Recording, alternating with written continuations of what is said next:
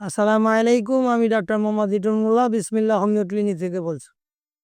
তো আমার কাছে বিভিন্ন ধরনের রুগী আসেন চিকিৎসা নিতে, যেমন ডায়াবেটিস, যৌন দুর্বলতা, ক্যান্সার, টিউমার, বিভিন্ন ধরনের রুগী। তো আজকে এক রুগী আসছে, ওনার আমার কাছে 2 মাসের মতো চিকিৎসা নিয়েছিল ইনুস সাহেব। তো ওনার ডায়াবেটিস ছিল, হার্টেরও প্রবলেম ছিল। তখন উনি চিকিৎসা নিছে, এখন উনি কেমন অবস্থানে আছে উনি নিজের মুখেই বলেন। আমার নাম ইউনুস তালুকদার, আমি ফরিদপুর থেকে আসছি। আমার ডায়াবেটিস ধরা পড়ছে, পড়ার পরে এবার একজনে বলল জয়কালীন মন্দির লিটন স্যার। পরে আইসা আমি এখানে ওনার সাথে দেখা করলাম। পরে লিটন স্যারে আমাকে বললো যে হ্যাঁ, ওষুধ দিলাম, আপনি আল্লাহর উপর ভরসা করে ওষুধ খান। তারপরে উপকার 1 সপ্তাহ ওষুধ দিছে। পরে আমি ওষুধ খাইছি, খাওয়ার পর আল্লাহর মতে আমার আবার হাড়েরও সমস্যা ছিল। পরে আমি 1 সপ্তাহ পর ডায়াবেটিসটা মাপছি, আমার ছিল 17 পয়েন্ট।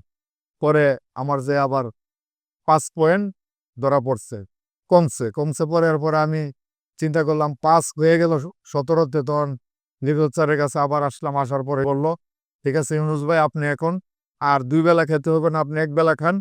পরে লিটন স্যারে আবার আপনার হাড়ের ওষুধ দিল, আমার হাড়েও সমস্যা ছিল। এরপরে শরীর দুর্বল লাগতো, পরে আরো 2টা হোমিওপ্যাথিক ওষুধ দিল। দেওয়ার পর আল্লাহর মতে আমি খাইছি, আমি অনেক উপকার পাইছি। এখন আমি পুরা সুস্থ। এখন আবার লিটন স্যারের কাছে আমি আবার দেখা করতে আসছি।